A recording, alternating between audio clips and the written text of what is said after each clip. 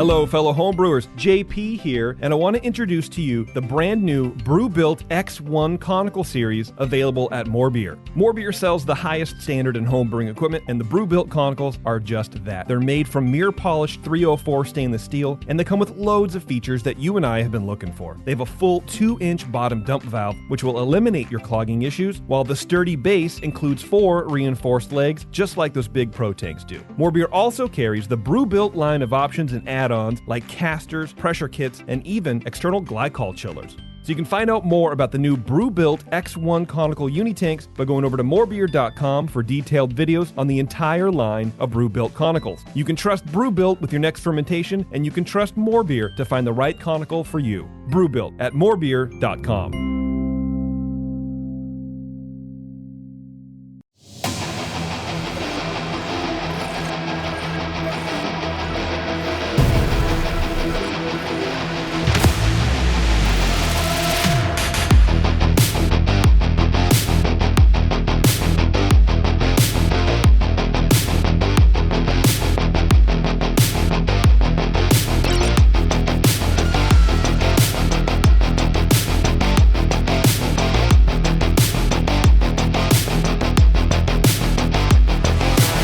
Hello, everybody. I'm Justin Crosley, your host of this special edition of The Session. And while I'm in the studio, this session doesn't actually take place here. This time, we're doing it from the Firestone Walker Invitational Beer Festival, the 2024 Firestone Walker Invitational, which I get to go to every year, and I'm lucky enough to host their panels for them. And this year is no exception. They put together some great panels for me to discuss all the wonderful topics about beer. And this first one, I've got 2 for you in the series, but this first one is all about, you guessed it, our favorite topic, hops. I think we do some kind of hop topic every year because it's always the sexiest, it's always the coolest, and there's always something new happening. And so that's what we put together for you this time at the Firestone Walker Invitational. And for this one, we got to speak to a variety of people. We have Brent McGlashan. He's on the panel from Mac New Zealand Hops, out of New Zealand, of course. And then we've got my friend Justin Burt on the panel. He's from Ghost Town, right out of Oakland, California, one of my favorite breweries around. And we've got Kevin Smith from Bale Breaker out of Yakima, Washington. You're going to learn about each of them and what they do. You're going to learn more about hops. You're going to learn about what they're into right now. You're going to learn about some of the future products that are into, all sorts of things from these guys at our very first panel at the Firestone Walker Invitational. So, without further ado, let's get to it. All right, we're going to get started here. And to get started, I'm going to bring up 2 of the people who are responsible for this entire festival. Part of the reason that we're here. Let's get Matt Brindleton, the brewmaster at Firestone Walker, and David Walker from Firestone Walker up on the stage to help. We just want to kick things off. I feel like these are the 2 guys that can do it. And guys, I really just have one question. First of all, welcome to my stage, and thank you for inviting me to your party. Thank you so much for being here. Yeah. It's a tradition. You've been at every one, correct? I've missed one. Only one? Yeah, and you guys didn't like it, so you invited me back. See? I did it didn't work without you. I did it strategically. I was like, yeah, see what happens when I'm not here, Matt. Justin doesn't want to have me to have a microphone, so... No, not yet. No. Not yet. No, because David's the second most handsome person in beer. You know who's number 1, right? Wow, yeah. Matt, yeah. Obviously. No. Okay. No. I have been lucky enough to be at almost every single Firestone Walker Invitational Beer Festival and doing this stage right here where I get to interview, and we're going to do this in just a second, some really amazing brewers that Matt invites from all over the world. The very first Firestone Invitational, I think, was a unique concept because he was like, hey, man, I just want to invite my friends and wonderful brewers, but not just from here, but from everywhere. And I think that's why you're all here. You all know this stuff. But my question is, after all these years, why do you guys still do it? Because it does seem like kind of a pain in the ass. Well, I mean, at this point, it's become such a tradition. It's baked into our annual calendar. We look forward to it all year long. It's the one chance where everybody comes to us. We do a lot of travel and visit a lot of brewers, but it's that one time where everybody comes to our beautiful town here, Paso Robles. They come and we get to kind of show them our world. It also is an excuse to clean the brewery once a year. I say, It's gotta look good. yeah, so we got to look good. But I mean, it's about beer culture for us. Our brewers are just so stoked to network with these other brewers. If you were in the campground last night, it was just some incredible discussions about beer, a lot of sharing, and just, this incredible industry that we work in where people share. It's not like, I don't know, but my guess is that in the tech industry, there aren't big festivals where everyone goes and shows each other, their game plan or their, shares all their secrets. But here, everybody's just sharing. They're just pumped to be here. David, what about you? I mean, you're on a different side of the business. You're the face, I think. Why do you do this?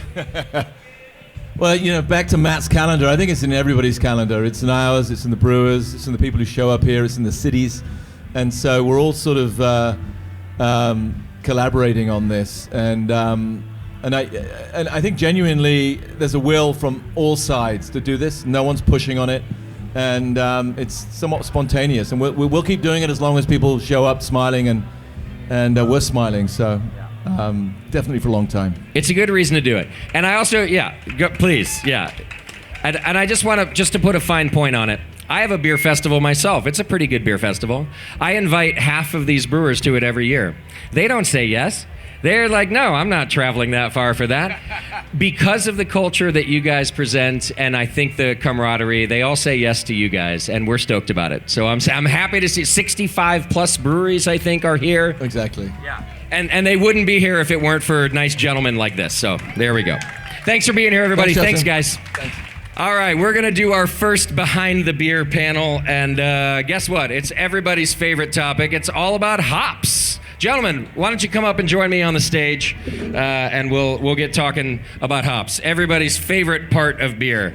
I'm pretty sure we do a hops panel every single time because it's like I said, it's everybody's favorite part of beer. And we're going to learn about growing hops right now. We're going to learn about new hops. We're going to learn about hop technology, and let's make sure we get beer in everyone's glass. We're doing it right now. We got a pitcher out there. I'm going to keep my promises. I told you I'd get you beer in your glass. The first beer you are going to have is called Harvesting Sunshine. My guests today are Brent McGlashan. He's from Mac New Zealand Hops. Yeah, like I said, these people come from all over. So all the way from New Zealand. I think you flew in like a day ago, 2 days ago.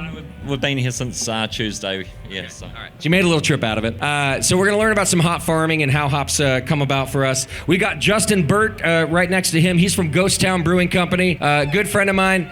Yeah, if you are a beer nerd like me and you pay attention, Ghost Town has basically won every single award available, I think, in the last 3 years. A World Beer Cup, Great American Beer Festival, Brewer of the Year, Awesome Handsome Brewer, all of the things, and Justin keeps winning. So we're happy to have him, and he's really great at hoppy beers, so that's why he's on the panel, of course. And then we've got Kevin Smith, who's from Bale Breaker Brewing Company. Anybody heard of Bale Breaker? Yeah. We don't always get Bale Breaker down here in California, but super unique thing about Bale Breaker, this brewery exists in the middle of a hop farm, surrounded by hops. His family are hop farmers, and he gets to brew beer. And so, again, perfect for this panel. So the beer in your glass is Harvesting Sunshine. So, Brent, tell us about the beer first, and then we'll dive into hops. This beer is all about a story, really, and the story is that Scotty over here, he's from Bolter Brewing in Australia, in the red hat, raising the fine can there. Scotty tried this brand new variety that we've released out of our research program, and he couldn't get enough of it, so this year he wanted to brew another brew and bring it over here and share it with everyone. So Scotty came onto the farm, hand-selected everything off 3 different blocks we had. He picked the one he wanted. And 2 days after harvest, I had it in my suitcase and flew over to Australia, which is 3.5-hour flight. Not bad. Got to customs control. I thought I had to take my own rubber gloves because I didn't know if I'd get searched because it looked like I was taking a whole bag of hash with me. Yeah. Did you get searched? Well, some would say I wish, but no, I never got touched. I never got fondled. Okay, yeah. So, and then we tipped it into the brew. We brewed it there and had a great time. And the first keg blew out in less than half an hour here, so you guys are down to the last one. So it's a beautiful beer, and it's showcasing a hop that we're bringing through that we think is just absolutely incredible. So, Is it a hop that's still just a number? Does it have a name yet? absolutely. So with hop breeding, you've got a process that comes through from its infancy. So a lot of these hops, guys, that you're sampling could be 8, 10, 12 years old. So as hop growers, we have to predict what we think the future of beer is going to be like. Wow. And we have to have brewers like Justin and Kevin down there at Bellbreaker. We have to be in their heads to understand how the industry is going. So some of these hops are thought about long time ago. And, we've got our classics from New Zealand like Nelson Sauvin and Rewaka and Motueka. They've been around for a long time in craft beer and are just absolutely blossoming still. So. Sure. How many of you have drank a beer or heard of New Zealand hops in your beer? Just show of hands. Yeah. It's kind of like the new sexy hop, right? But the reason I'm bringing this up is like of hop production or of all farming production in New Zealand, like the percentage of hops is tiny, right? Yeah, so good question. We're 1% of the world production. So we are 1%. Yep, the New Zealand industry. So our hops have to have a lot of clout. We can't afford to produce mediocre. We have to have something that the brewers are going to want to jump over top of each other to get. And we believe we've got a very special environment that we grow in, and we can just produce some stuff that everyone likes to enjoy. So. Sure. And so, like you mentioned, Nelson Sauvin, which has kind of like this Sauvignon Blanc terroir, because that's a popular crop in New Zealand too. Justin here, if you'd hand him the mic too. Your beers in particular, when you use New Zealand hops, I really love. And I've had others that I don't love so much. And you've said to me that it does matter, like you're just saying, the crop, how it's made, how it's grown. They're not all equal. Yeah, no, not at all. We're Nelson heavy, Rewaka heavy. Actually, if you go by our booth, we got Nose Goblin on there, good amount of Nelson in there, and we have a Heinous with a good amount of Rewaka in there, so you can kind of get both. But we go back and like with Nelson, it's been we try and get that diesel kind of thing. That diesel dank. The diesel dank, you know, but depending on your yeast strains and all that too, like Nelson can come across more fruity, that wine grape, definitely get some resin from it. But Rewaka has kind of been our main go-to lately, because it's I think it gives a little bit more of that diesel pack that we're trying to get consistently. Like Nelson will always smell like that on the table, but something with the biotransformation and all that, we can lose that a little bit with our ale strains. But we're still heavy. I mean, I would say we're 25% of our selected hops are New Zealand hops right now, and our West Coast IPAs. We're mosaic heavy down across the board, but those are pretty much our main two that we go to. Like we're definitely using a lot of Nectaron right now. I think I'm still trying to understand how to use it, and Vinny from Russian River is giving us some good advice and all that, but we're really just trying to dial that one in because it's such a beautiful hop, and sure. I just want to make sure I'm treating it right, Yeah. So Brent, let's go back to the hop that's in their glass right now. Can you describe this experimental hop I assume it's going to come to market since people love it? Yeah, well, I mean, we only produced 60 kgs of it. So what's that, 120 pounds was 2 years ago. So Scotty got himself onto that. With these new varieties, they cost a lot of money to come through. So you're looking about $1 million before it actually gets through to being produced. So It's going to be a slow process. We'll bring it through, and we want brewers to experience it first, understand it, and then we bring production matching with it. No hop farmer wants to see hops being wasted. We want to see it being used properly, and so I mean our family farm, we're fifth generation. Next year will be our 125th anniversary on our farm. So it's a long time we've been growing. I've been on Kevin's farm and I've done 4 harvests for them as well. So we learn how to grow these different hops on different terroir, through how they grow, through how we grow, how it grows in different varieties grow in Germany, everyone's learning along the way. And in terms of world horticulture or agriculture, it's very, very special because the grower can have influence to the breeder has influence from the producer, which is the beer maker, and then you've got the consumer who's giving us the ultimate feedback. Right. How fast are these beers pouring? Do we like them? Is this the style I like? We're all learning along the way, and it's fantastic. Well, and not just that, and let's talk to Kevin about his farm too. Beer people know the names of hops now. It didn't used to be that way. It used to be like, oh, how many IBUs are in that beer? Now they're like call out a hop name. I know you guys know hop names. Nelson Strata. Strata over there.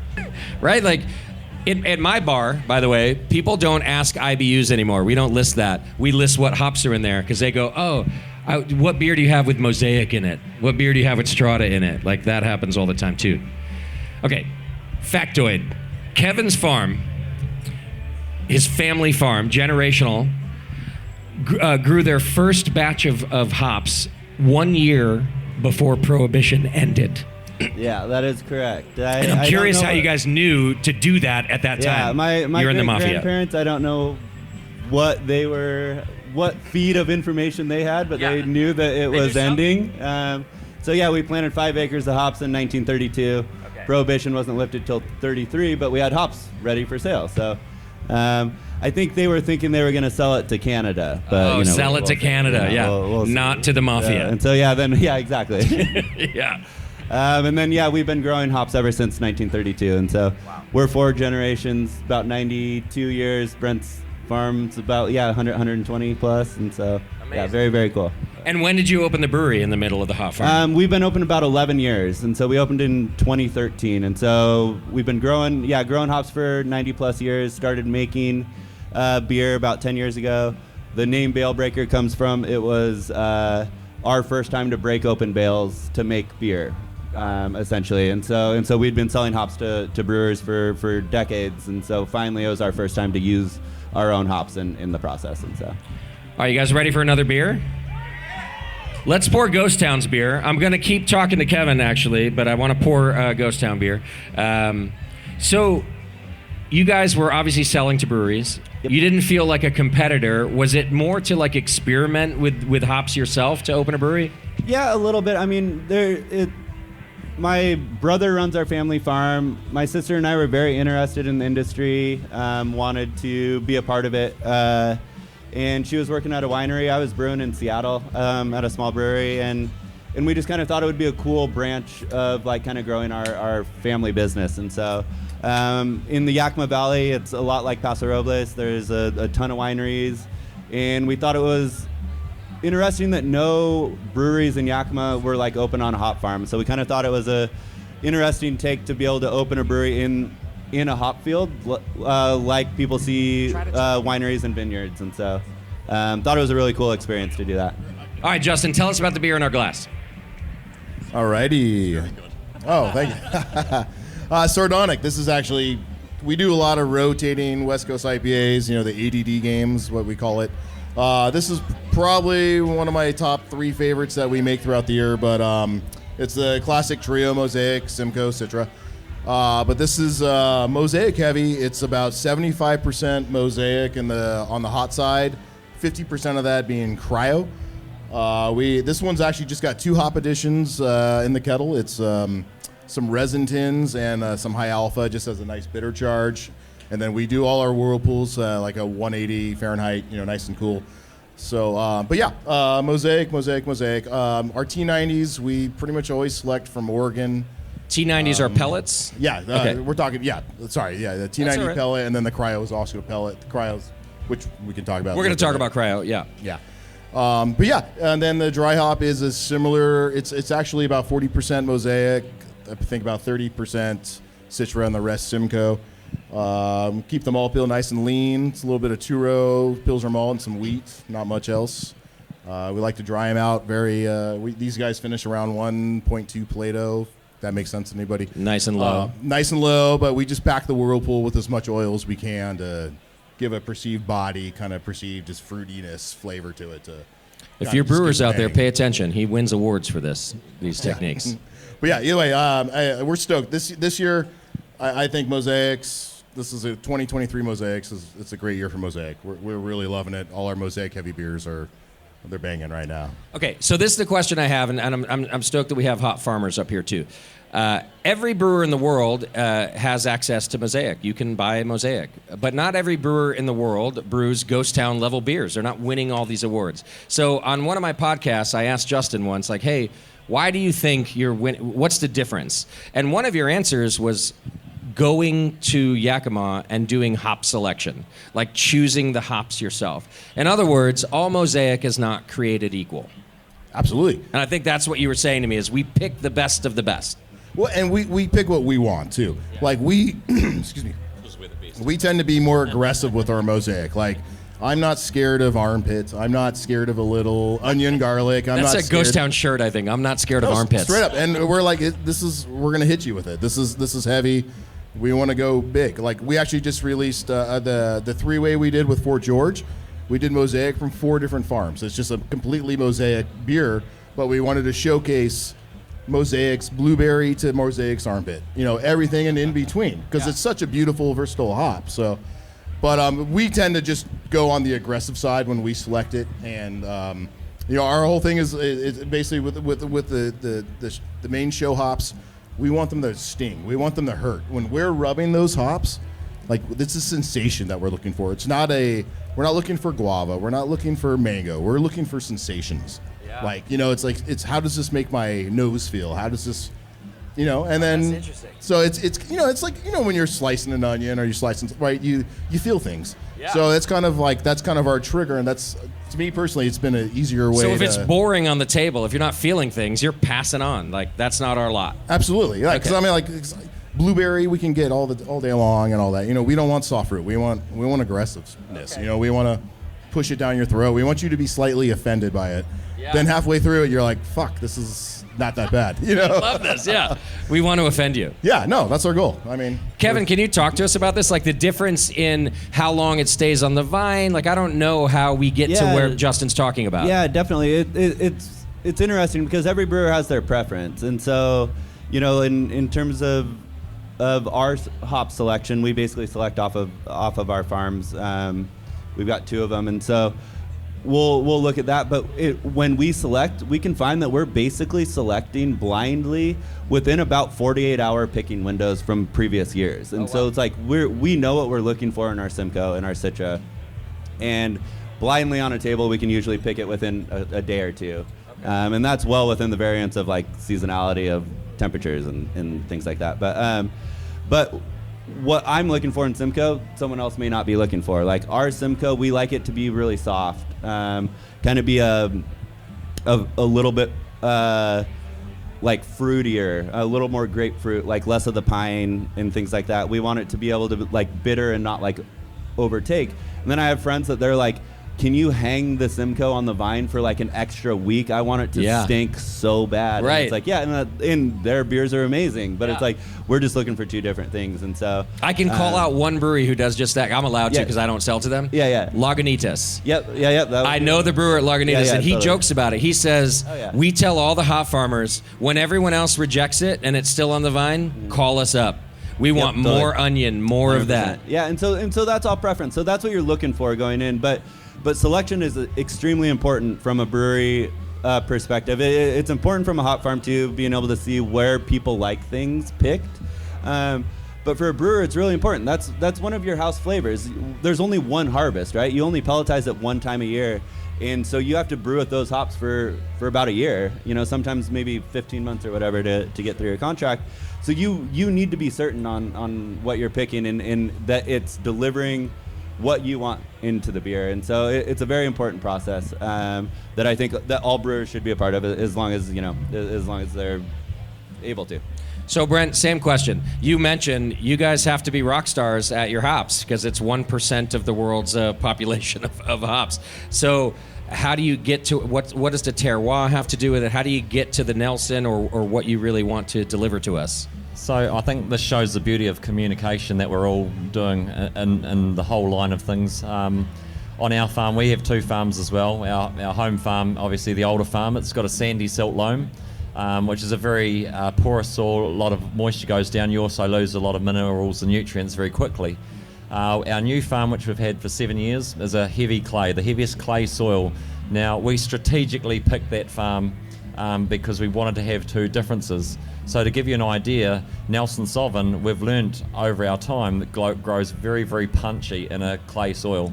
Okay. So you can imagine we're 12... Punchy, is that like diesel we're talking about? No, punchy, more tropical fruits and holding more oils. Okay. So the one thing when you're doing sensory and on the tables, you can get that aroma come through. But if you want that to stay in your beer, you've got to look through the oil content and everything to hold that hop and that beer together. So, we have shifted all of our variety of Nelson Sauvin through to our new farm onto our clay soils. We have a picking window of 6 days, and we won't exceed that picking window because we know that's the sweet spot on that farm. So, and it's very important to us. We've only done that through communication with brewers, and the brewers have done that through communication with the public. You can have a West Coast IPA that's produced with hops grown from anywhere around the world, but what is that X factor? Yeah. West Coast IPA.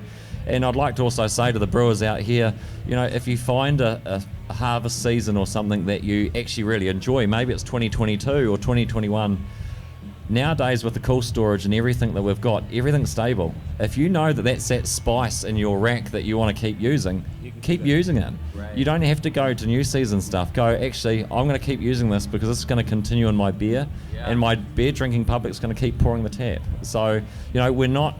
Selection is absolutely fantastic for learning as well too, but no hop farmer wants to see a dud go out of their farm. Of course. So. Well, yeah, we're not going to buy it again, and I've also experienced that, by the way. I've had brewers tell me, like, oh, I'm not going to buy that one again, and it's agriculture, right? So it's interesting to me to hear you guys say, oh, there's actually a ton of consistency. We know the window. It's a 6-day window, and because I've heard brewers say, like, oh, it's so inconsistent, and we don't know what we're going to get. Yeah, I mean, you can have it down to as much of a science as you want, right? But the weather predicts part of it. The terroir does. Our farms are 25 miles apart. We know that our Citra and our South farm is ripe, 2 or 3 days before our Citra on the North farm, things like that. We can kind of track it. But Citra grown on our 2 farms is going to taste pretty similar year over year, where Citra grown in Idaho or Oregon is going to just naturally be different. And so definitely differences in terroir are important. They mean something. And even just latitude, day length. I mean we're only 25 miles away, and we get multiple days apart on our ripeness windows. But another thing that's hard too is, like, a lot of the good aroma varieties all have the same picking window. So growers almost need to try to figure out the best way to line out their harvest based on being able to harvest for 30 days. Because you can't have all the equipment in all the places? Yeah, you can't grow 2,000 acres of Citra because you can't pick that much in its own growing window. And you need to be able to line it out. You need to have partners that can grow to get the world supply of hops to what it needs to be. But it's hard. Like, from a farm perspective, if Simcoe's got a 4-day window, that's all of the Simcoe that we can pick and whatever plant. you can pick is what you grow. Yep, exactly. Yeah, that makes sense. Let's pour Kevin's beer, if we can, which I believe is called Friends IPA. I see a bunch of empty glasses out there, and I promised you beer. So if we can have our volunteers pour some Friends IPA. You guys have a can? You want to pop that one open for us? Kev, tell us about this beer. Yeah, so this is a cool beer. It's a collaboration we did with Green Cheek and North Park from Southern California, both those boys. Kind of modern, quintessential West Coast IPA. And so we tried to create a malt base that's really simplistic to let the hops shine in it. And so it's 2 different Pilsner malts that are both really light, about 10% flaked wheat to add a little bit of body, but nothing that's too sweet. And then the hops that we used were Citra, Mosaic, and HBC 586. There's a new hop that's got some cool expression in it. And then we also used Mosaic Dynaboost, which some brewers would know as 702. It's a high oil extract from Yakima Chief. There's a lot of new advanced hop products like that out on the market, but this one is really easy flowability and easy for brewers to use. But basically, Kelsey from North Park has a rad method where basically we add in some of the Dynaboost to the fermenter before we pitch yeast. You run your wort from the whirlpool without cooling it, just about 10% of it. And so you have this hot wort that's 180 degrees Fahrenheit that helps emulsify those oils in, and then you cool it down and pitch yeast. And is that just for aroma or bitterness? Yeah, you get a little bit of, you get very little bitterness because it's only getting like hot flash for just a couple minutes. So the bitterness impact is very minimal. But the flavor and the aroma seems to last through the beer quite well. And it's a cool new technique as well, is getting it in the presence of yeast. A lot of brewers, we talk about biotransformation, and that wasn't a thing, or it was probably a thing, but we forgot about it for probably like 70 years. But it's really interesting when you have hops in the presence of yeast, what it can do to their like aromatic expression. Okay. And so, it's crazy what we're learning about hops, like you're saying. And so you mentioned the phrase advanced hop products. So not only are we constantly developing a new hop, which you've mentioned, Brent, and I think that it takes about 10 years, I think, to bring a new, like you all love Mosaic. That probably took 10 to 15 years to get to our lexicon, to get to something that we like. Nelson Sauvin took 17 years to get to the full impact into the market. So now, not only are we still doing that, but we have what's called advanced hop products, which are different things. Like some of you might have heard of cryo, right? Like cryo's super popular. In fact, Justin could probably talk to us about that. Cryo's like the keef. It's like all the good stuff in your weed, like that used to fall off and you smoked it at the end. Yeah, it's exactly. It's all the good shit. Yeah, it's all the good stuff. The bonus hit, except we're not shaking it off, we're freezing it off, right? But no, I mean, we're cryo heavy, which I think a lot of people are these days, not only for yield purposes, but just like we were talking earlier before we came on here, like you get more of true character to it. You don't have the vegetable matter in your way and things like that, you know? So you can, like, hops that you've kind of fallen out of love with, you bring in the cryo version, and, you know, like we just said, like Equinaut, Idaho 7, some of those hops, oh, wow, this hop works again, you know, for what we're trying to do, you know, because we're just getting the key points of it, the true expression of it. The expression of it, yeah. But yeah, I mean, we're probably 40% cryo in almost all of our West Coast IPAs nowadays, and a lot of it too is, you know, when we were trained on cryo, everyone was like, oh, you know, count it as half, right? It's like 5 pounds of cryo equals 10 pounds of T90, you know, because of the vegetable matter, T45, the T90s, and we kind of just honestly threw that out the window. We're like, we're gonna count cryo as just pound per pound. Okay. So like when we dry up a beer and we're like, oh, we dry up it at 3 pounds per barrel. Like, well, how much was the cryo? It's like, well, it was 30% of the dry up, but regardless, But it was still pounds per barrel. It was 3 pounds per barrel total dry up. You know what I mean? Because the math was getting weird, and I don't think that was a true equation either way. You know. Okay. Yeah. But yeah, no, I mean, the equivalent, right? But no, I mean, all of a sudden, because we're like, let's just, sure, the cogs go up a little bit. You're spending a few more dollars on the beer, but the aroma impact that you get from it. You know, but there's a balance too, right? You can't go too heavy with cryo because you quickly realize in West Coast IPAs that vegetable matter is so important. You know, so not to get away from no, but I'd like that you make that you know. point. So I've done some interviews with YCH actually, with Yakima Chief, and one of their hop scientists made a point. We can't just use all technology. For some reason, hop matter, vegetal matter matters still. You can use all of these high flow things, you can use additives, you can use whatever, but if you don't have vegetal matter still in the beer, it doesn't work. Absolutely. And it's one of those, you don't realize it's what it is until it's not there. You know, so once we've never done it, but I've had some friends that have made beers with all cryo. And you drink it, and you're like, this is beautiful beer, but it's lacking. It's missing something. Yeah, you know, I need that. It's just missing something. If we peel it back a bit further, guys, you can see the shape of a hop over here and Justin's Beer Network thing. My logo, yeah. So let's just say that's the shape of a hop. When we get to the cryo is actually stripping all the resins and everything out. When we talk vegetable matter, we're not talking about taking the carrots and the baked beans and all sorts out of the system. So vegetable matter is about stripping what we call the bracts, which almost look like the leaf. So that's what we mean about vegetable matter. So we're getting right to the heart of it, and cryo will take all of that out and get the resin. The resin is where all the alphas, the aromas, the oils, everything that holds your beer and aroma intact. That's why it's 2 times as powerful. Okay? So that's what it's about. No, perfect explanation. Go ahead, Kevin. Yeah, also on that, I remember Vinny from Russian River telling me one time when we started using cryo, really interesting thought that I didn't have was, you didn't know that the bract was part of your recipe. It was just a hop. Right. But then you remove the bract, you didn't realize that was actually part of your recipe. Something missing. So it's going to change if you just do a straight swap. And so when we craft recipes, we always are thinking about making sure that there is some bract in there. Yeah. Because it just provides something that we're used to. Sure. Yeah.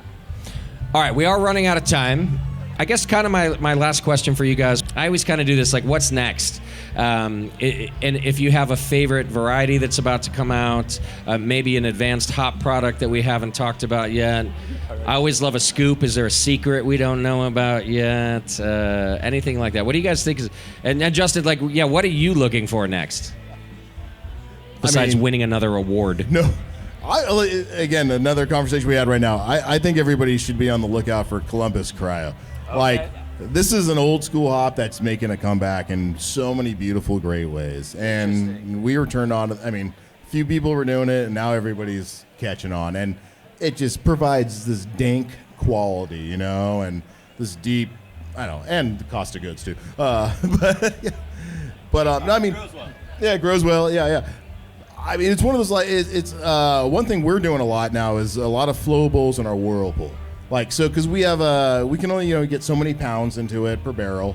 So, hang on. So you can only get so many pounds of, like, hop matter into a barrel.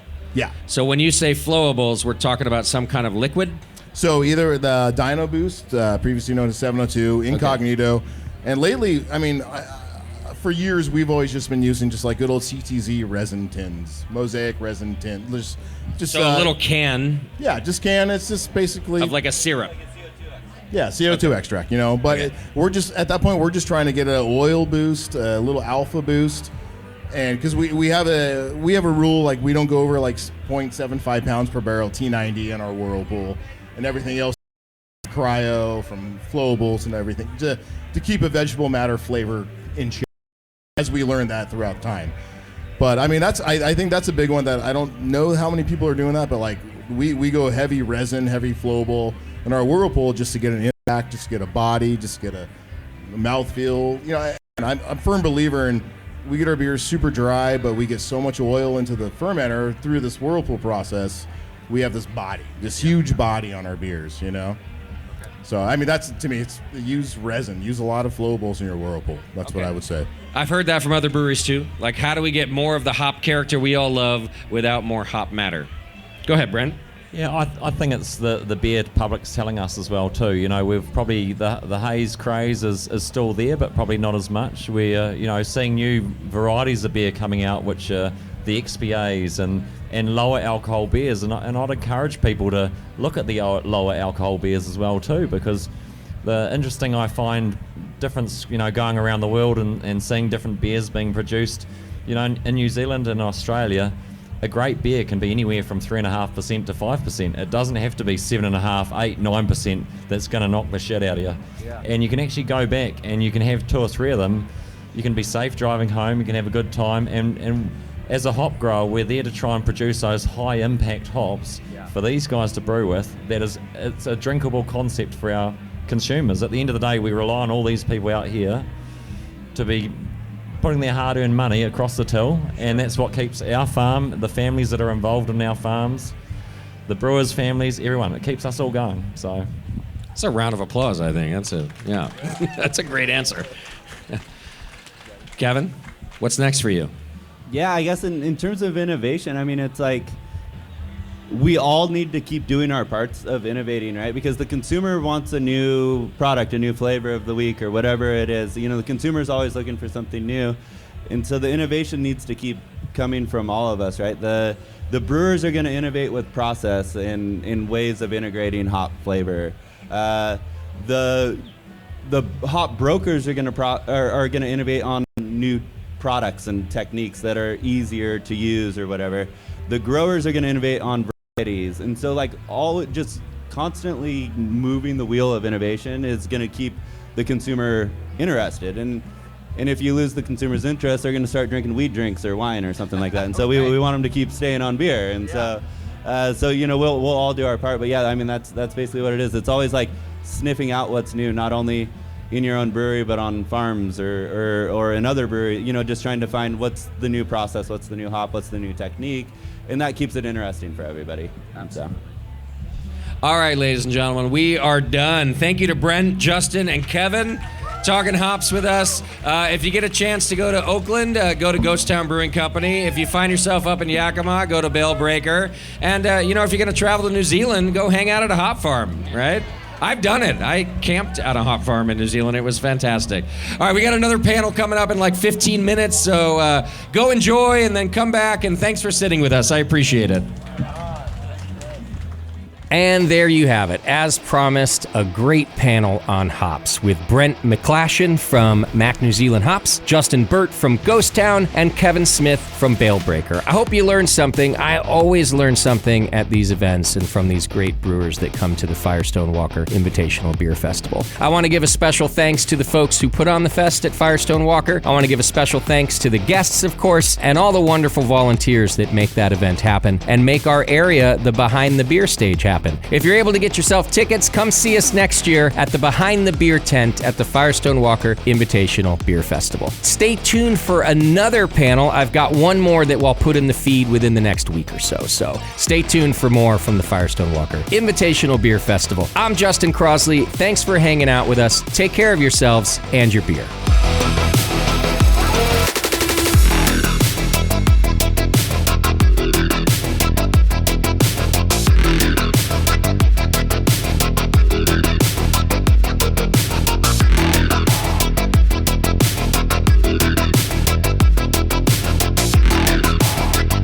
The Session is a production of the Brewing Network and brought to you by More Beer. Check them out at morebeer.com. Find more content and live video of this show on our YouTube channel at youtube.com/Brewing Network. For sponsorship opportunities and information, please reach out to advertising@thebrewingnetwork.com. To reach our hosts, contact feedback@thebrewingnetwork.com.